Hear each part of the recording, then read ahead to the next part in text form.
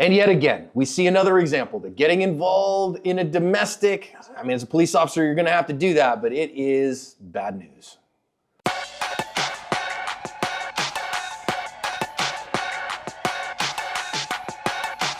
Hi everyone, welcome to today's badge cam lesson here at Active Self Protection. I am your host, John Correa. I'm your co-host, Mike Williver. Today's video comes to us from Casper, Wyoming.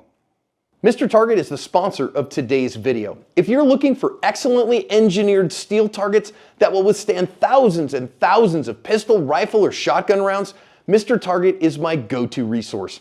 They've got self-sealing rubber targets too, and you can see us use them all the time on the Active Self-Protection Extra YouTube channel. Hit the link in the description to check Mr. Target out and be sure to thank them for sponsoring today's video. Officers are here because the woman you can see entering this apartment has had a domestic with her boyfriend, who they are living, boyfriend and girlfriend, at this apartment. And he kicked her out, pushed her out the front door. She called the cops. She said he went through her keys and told her to get the F out. You're gonna hear all that here in a minute. She said she needed to go back in and get some stuff. So they are going to enter with her as a civil standby and to talk to this guy about the domestic. I'm gonna let you listen to their entire interaction. It's a bit long, but I think it's really worth listening to, so let's listen in. Intoxicated. Trey, Yeah, that's right, though. Casper, PD, in here?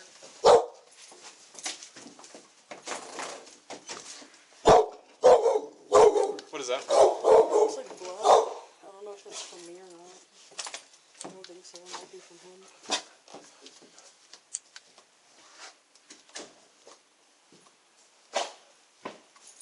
He's out here. Is that there? Yep. He's out here. He's got a rifle sitting next to him.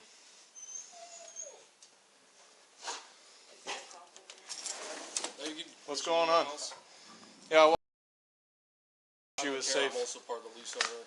I know. Trespassing. But we have to shoot you.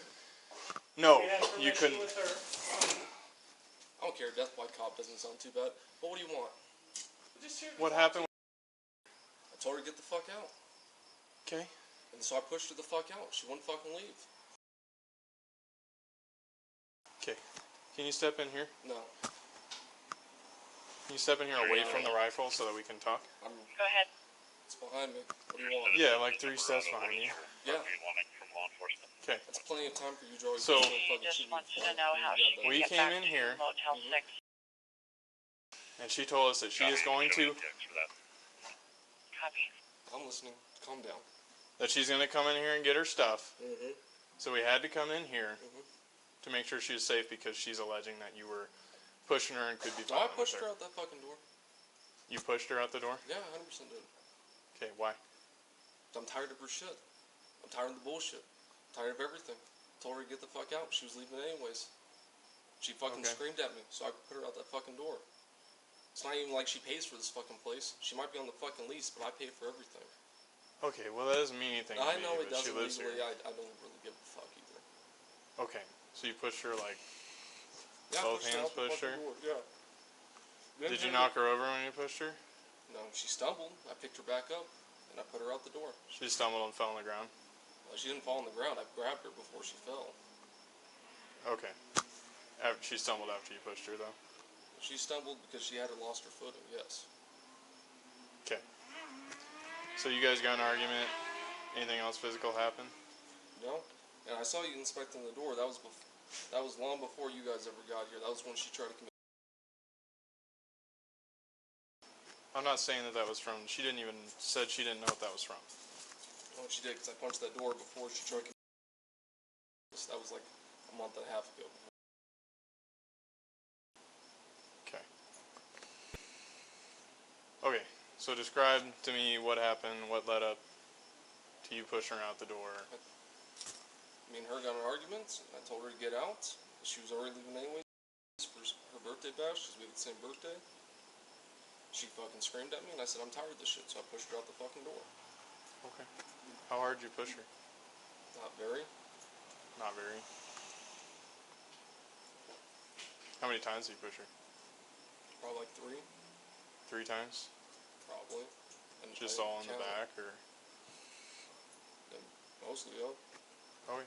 How long you guys been together? On and off for like 9 months.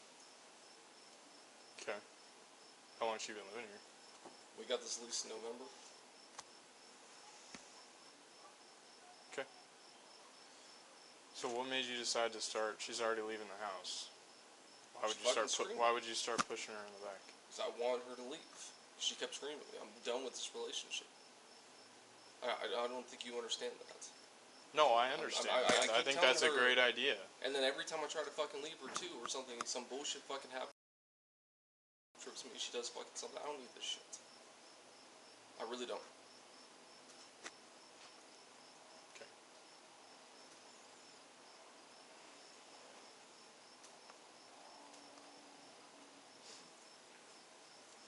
All this is the same shit with her. I'm fucking tired of it. I'm just trying to fucking leave.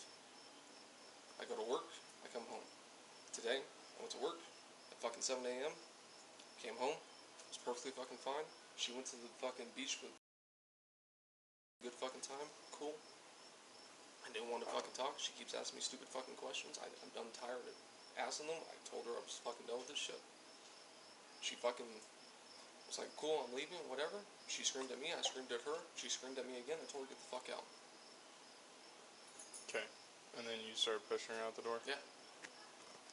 Okay. End Anything- story. I pushed her out the fucking door, gave her her shit, went downstairs, gave her her fucking other car keys. So she had all her car keys. I didn't know if she had hers or not.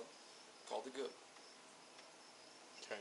And I watched you guys pull fucking up and everything fucking else. Okay. I'm not going to jail tonight. I hope you know that. Like, What does that mean? I'm just letting you know I'm not going to jail tonight. That's why that fucking rifle's there. I'm not going to fucking jail tonight. Either death by cop or not. I've been in plenty of firefights in my fucking life. I'm afraid of another one. Point being is I'm not fucking going to jail tonight.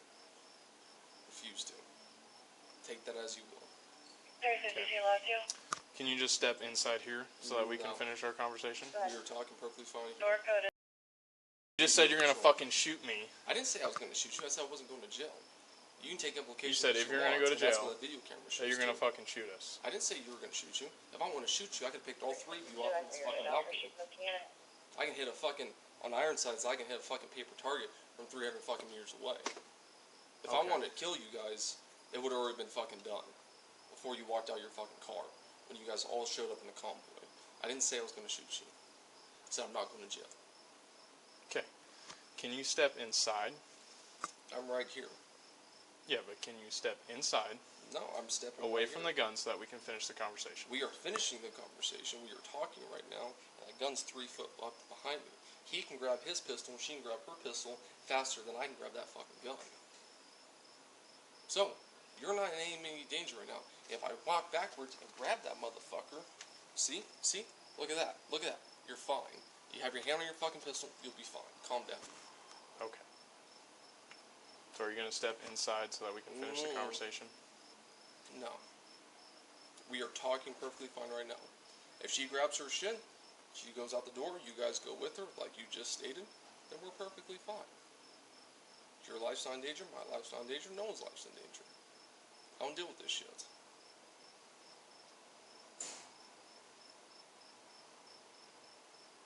Are you not gonna step inside for me? No. I just told you that multiple times. You're gonna keep asking me, I'm gonna keep telling you the same answer. Okay, because I want to avoid Okay. what you're talking about with your fucking rifle. My rifle's just sitting there. Yeah, I know it I'm is. allowed to have it right there. Okay. This is not a fucking gun state. Okay, but you I'm don't pretty understand fucking why I'm concerned that you just talked You about tell me having a that you're shootout with concerned about cops. that. Listen here. I did 2 fucking deployments overseas. I understand that. I understand about the whole fucking Okay. ass show, whole bunch of bullshit. Because I don't right? want to shoot anybody You're right now. okay. Cool. You're there. I'm here. We're perfectly fine having a civil conversation. Are we not? Are we not having a civil conversation right now? Sure. Okay. You're the one escalating this right now. I'm not not. escalating. You're the one that brought up having a shootout with cops. No, I didn't say I was shooting. I said I'm not going to jail. That's all I said. If you Yeah. want to Very infer, good. Say I'm not going to jail, or I will shoot it out with cops. I did not say or shoot it out with cops. Never shooting Yeah, cops. oh, sorry, a gunfight. I never said a gunfight. I said I'm not afraid of getting a gunfight. There's been plenty of them. Did never say I was going to shoot a cop. Those words never came out of my mouth. That camera right there, and right there, and right there. Actually, yours is not on, but yours too. Oh, you, I've got a newer one. It's a new oh, one. okay. Well, all 3 of your cameras will show that. Those words never came out of my mouth to shoot a cop. Ever. Okay, have a shootout, whatever you want to call it. I didn't say shootout. But you understand why I'd like you to step inside. Okay, you guys are there. You're no in danger. I'm not going to hurt you. She's grabbing her shit. We're all fucking kosher. Trey, the matter here is that there's a rifle 3 foot behind you. I understand we have our own. Right. There's a rifle Listen. 3 foot behind me. That is 100% understandable. Step inside, talk to us We are just trying to handle this civilly. Right, which we are. She's grabbing her stuff. You ask about what happened. I told you what happened. You ask about the rest of the events. I said I watched you guys pull up. There was nothing that wasn't civil about this, was there? Okay, but why won't you step inside for me? Because I'm not going to get close to you guys. Because I can't win a 3-on-1 scenario. That ain't happening. Who's talking about winning a 3-on-1 Well, there's scenario? 3 of you all right there. If you want to back up, I'll step inside the door. But I'm not stepping inside this door with you 2 foot from me. Okay, you want to step inside If you want to step to the and bookcase, close the screen door for me? there's. The sliding glass door. I'm not closing the sliding glass. If you want to step to the bookshelf, I will step inside, and we are both in agreement here. What bookshelf? The one bookshelf that's in behind you. There's 4 of them. You Okay. want to step back there? I will step I'll inside. step Look inside. at that. Look at that. All right. Appreciate you. Thank you. Okay. So the issue is, she said you were shoved her to the I ground. pushed her. I didn't push her to the ground. I pushed her outside that door. I gave her stuff. I made sure she had all the stuff that she needed. I went downstairs to make sure she had her keys. I gave her her keys, and then I went back upstairs. That is what happened. Yes. She screamed at me. I screamed at her. She screamed at me. I put her out the door. That is what happened. I will refer that again many times over. if you I like. know, but she's saying that you pushed her on the ground. You're admitting that you were pushing her. Yeah, but did I push her So on the that ground? is the issue at hand now. Yes, I did push her out the door. Yes. 329. I 100% did that. Okay. So that is what I'm trying to have you come in here and talk with us about. Right. Without And- having a and fucking shootout. we're not having a shootout right now. We're talking, and I know, but That's some what- statements were made.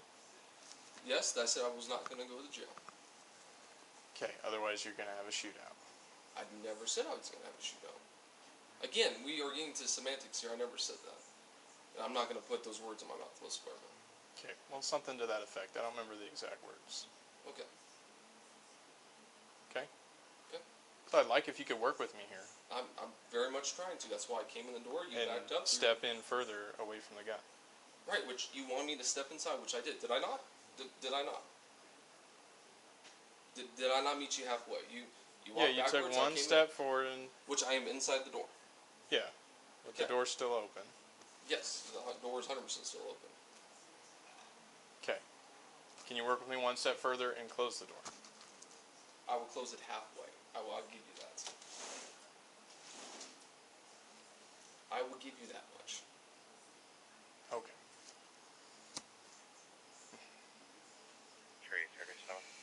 So what now? Go ahead. Okay. Well, like I said, Can you put me on that agency? the issue at hand Is that I pushed her out the door? is that which you're I 100% pushing her out the door. I 100% did. Right. Okay? Mhm. So, it's not a huge deal. Yes. Like, she doesn't have any crazy marks on her or anything, but Well, you at are, 3:30, it is so we'll be technically on a that domestic agency assault. Which I understand. Copy. Okay? So you understand that we have to do our jobs, I understand that. right? Okay? So, I'm trying to handle this as peacefully as possible. And I am too. I'm meeting you halfway, am I not? I've not done mostly two of the requests you asked. You asked me to walk in the door, I said walk in the door. You stepped backwards, we said cool. You asked me to shut the door, I shut the door halfway. I'm meeting you halfway here. Quite literally halfway. Okay. Am I not? But I'm explaining to you Yes. that we have to do our jobs. And I'm explaining what And I'm trying to make it not just say for us, say for you, And I think I'm pretty to do safe our with it. jobs. Because I just told you, you did just admit, That I pushed to you out it- the door. Yes. which is a domestic assault. Okay. Okay? Okay. So, we have to deal with that further. Okay. Okay? And I'd like to do it after you close the door, Because you're gonna try to put me in handcuffs. Correct? Domestic assault? because Correct. I don't want No, am I correct? this to escalate further. Right. So, technically, next steps, domestic assault, if I'm wrong, you put me in handcuffs, you take me to the down jail unit, process me, you do my fingerprints, you do everything else. Am I correct? Am I correct? Yeah, you're Next correct. steps. Okay, cool. Okay. So turn around for me. No, I'm not. Put your hands behind your back. No. And step this way. No. I'll open Okay. this You're door. gonna get.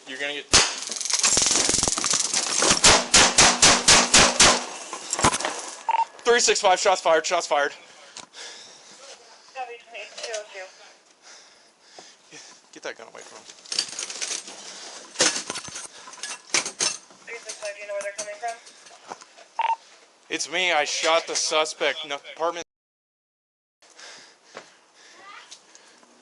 Emergency traffic on 2.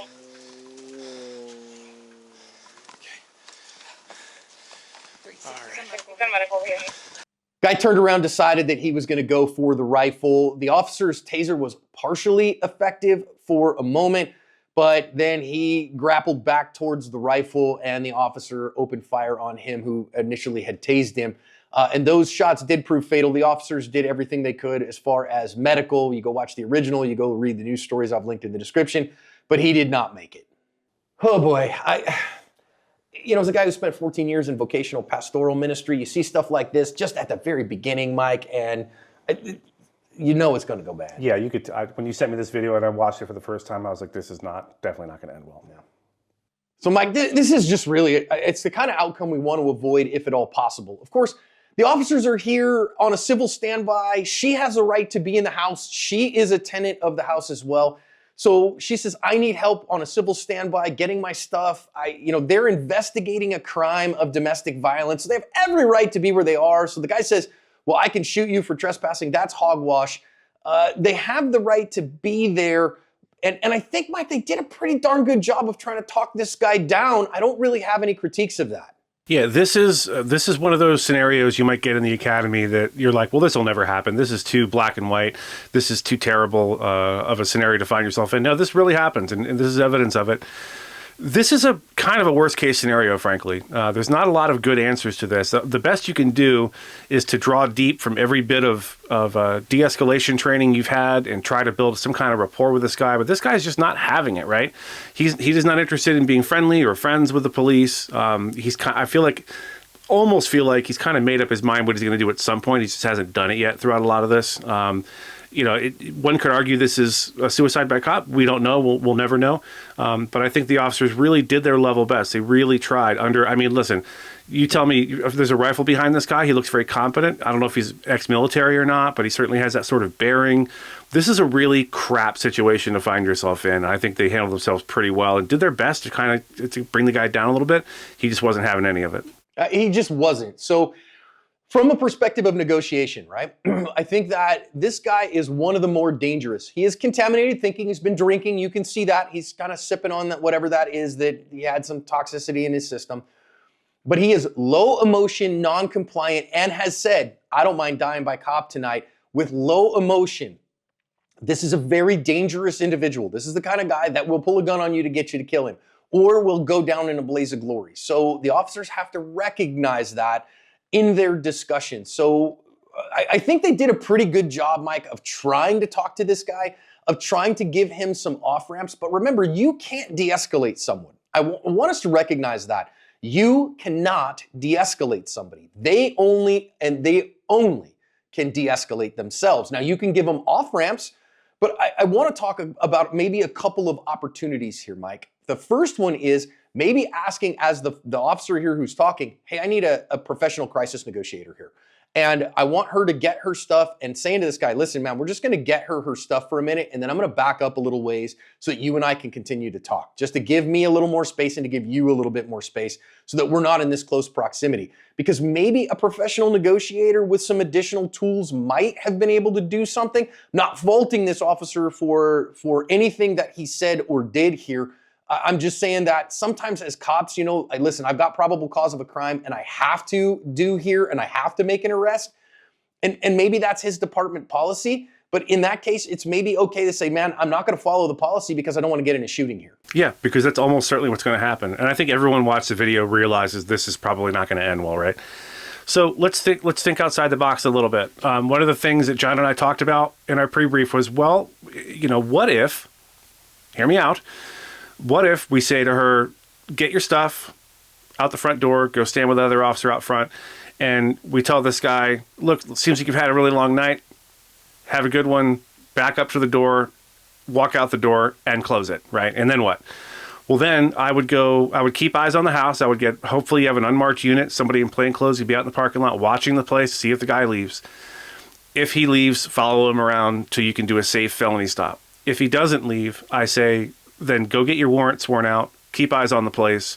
And I would just say, I would keep a surveillance team there as long as it took for him to go out for milk, go out for coffee, go out for something, and take him down in an open space where he doesn't have an obvious weapon on him, and do it that way. Because pressing the arrest in this moment, look, if your department policy, like John said, is no, you have evidence of DV, you must arrest on the spot. Hey, man, call your supervisor. Be like, can we try something else, please? Can we do something differently? Because I think everyone watching this, like I said, is aware of the fact this guy's not going to go, not tonight, not right now, not in the frame of mind he's in, not if he's drunk or under the influence of something or whatever. He's not going peacefully. It's zero chance of that happening. So let's think of another way around this so we can avoid having to be, like John says, on the national news. Tell this guy, listen, I understand you're having a bad night. I don't want to press this right now. I understand you're frustrated. We're going to get out of your hair. Here's my card. Give me a call. Something, anything other than pressing the issue. I don't know if that's something that's literally impossible with our policy, but it's something that we should think about. If you're watching this in training and you find yourself in an intractable situation like this, in the Kobayashi Maru, I think that's how you say it. I'm not a big Star Trek fan. Think of another way. There's got to be another way to handle this. And, that didn't happen. I think the way they handle it wasn't terrible. It's just that I'd like to see some other kind of outcome. The only way to do that, I think, is honestly to back all the way out of here and either get a warrant and a SWAT team and a negotiator, or wait for the guy to leave the house, anything other than this. And I get it that our regular patrol officers, they get paid to clear calls. And they're like, no, I got to get this guy, whatever, and into cuffs. Like, I got to get this guy into cuffs. But hear me, you got to do everything you can to talk your way into those cuffs. And as soon as this guy started talking, the contaminated thinking, because he's a little drunk, I don't know if his vape pen has some weed in it too, possibly. He is low emotion though. That low emotion, I don't mind dying by cop right now. I'm tired of this. I'm just done with it. If he was screaming and hollering, and all agitated about things, it actually might be better and different. But the fact that he's low emotion means that he is capable of making decisions, and those decisions right now are not good. So I just think that, yes, I get it. People are going to ask, wait, why could we have done something different here? Well, once again, this guy, at the end of the day, he put his Chuck E. Cheese tokens in the skee ball machine, all right? So he gets the prize for the tickets. And I think that he had every vote in this as well. So from our private citizen perspective, I would like to say, man, you got to say, wait a minute, I'm an adult and I don't put my hands on people, especially anybody who lives with me. Domestic violence is no joke in America. And the number one vector of violence, this is statistically true, the number one vector of violence in a person's life is the adult male head of their household. Now, I hate that. And I'm the adult male head of my household. And I don't want any of my family to ever fear that I would be a vector of violence in their life. And that is up to us, men, hear me, to just say, I will never be a vector of violence in anybody who lives with me's life, and I'll only use violence to protect the weak and the oppressed when it is righteous to do so. That's our responsibility. And then from the officer's perspective, though, recognizing, hey, you know what? This is going down here. And just because it says, wait a minute, I'm supposed to make an arrest here, I need to call in more supervision. And if that supervisor wants to do something and get it done, great. But I don't want to get in a gunfight tonight. And I think given the totality, given the rifle behind him, given everything that we've got going here, I'm just going to back out of here. And I'm going to go with what makes sense in the moment to affect the right thing. And quite frankly, Mike, if that blows up in his face, go ahead and talk to the media about it, and you'll have some freaking outing on that part. I think we got our answer there. If you're watching the subtitles, I missed it the first time. He did state he was deployed overseas. He's talking about hitting things with iron sights at a certain number of meters away. So odds are this guy's is either current or former military, probably former, which also, by the way, adds a level of danger. That means he does know what he's doing with that rifle. He can wield it effectively in close quarters. He's maybe done it before in real life, in a combat situation. Every minute that goes by, I'm watching this guy psych himself up a little bit more. When he finished his beverage there, that made me really nervous. Like there was some finality to that. And I feel like he's definitely throughout this whole engagement working up the, whatever you want to call it, gumption, courage, to do what he ends up doing. There's not a lot of off ramps. He's low emotion, contaminated thinking, and he's not giving them a millimeter during these negotiations. He's not reciprocating anything at all. He's shutting down everything they have to say. Now, he did say at one point, yeah, she gets her stuff, she leaves, you guys go with her. I mean, maybe think about taking that opportunity. Now, for those of you watching it through the first time, had this been a ground floor apartment, for example, well, now we have some other options, right? Unfortunately, it wasn't. He's elevated, so we're not going to get people ziplining off the roof to come handle the situation. Had it been a ground floor unit, maybe something different. Maybe somebody sneaks up behind him or jumps on top of that gun, and he can't do what he ended up doing.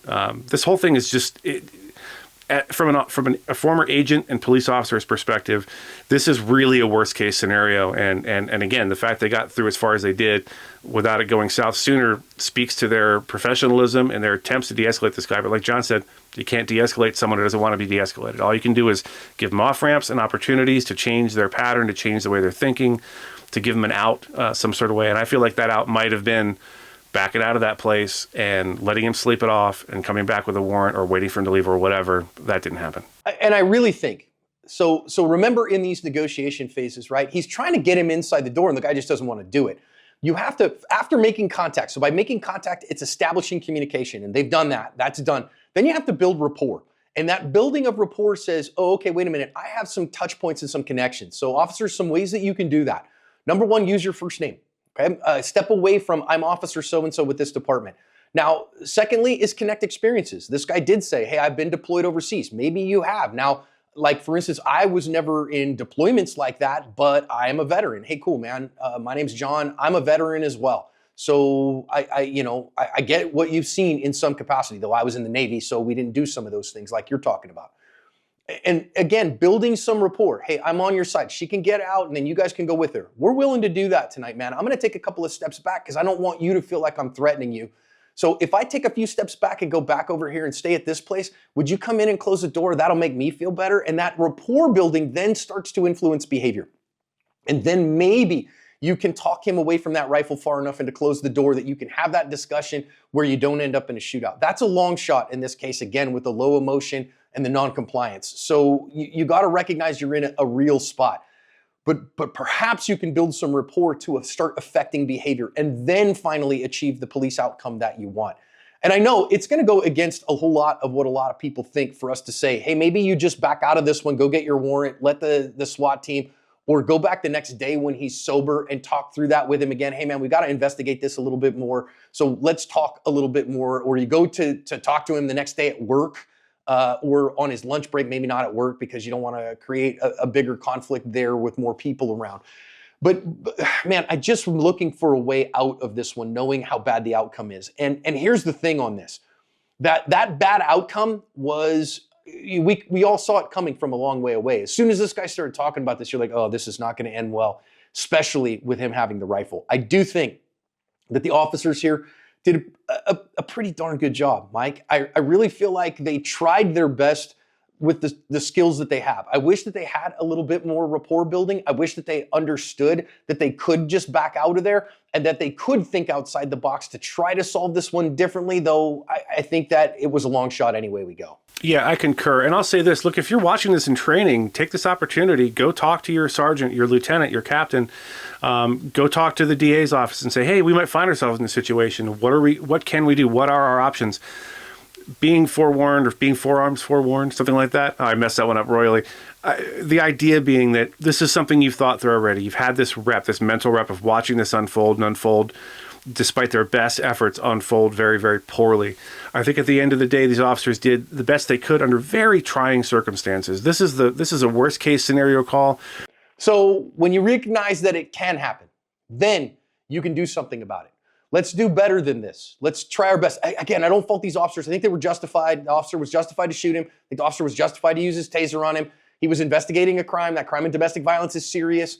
I don't have any problems with that at the end. I'm looking for a way that we could possibly have a better outcome so that officers hear me, that you don't end up on the national news, that you don't end up in a non-mandatory gunfight, that maybe you can back away from this one. I think it would have been a better way in this case, if at all possible, to just get her with her stuff the heck out of there. Cool, man, we're gonna get her out of here, get her to a friend's house. You have a nice night and we will talk later, okay? Cool. That way we don't end up in a gunfight like this and we end up having to do a debrief video on it. There are better ways. Let's do what we can to make them happen to cover our ass.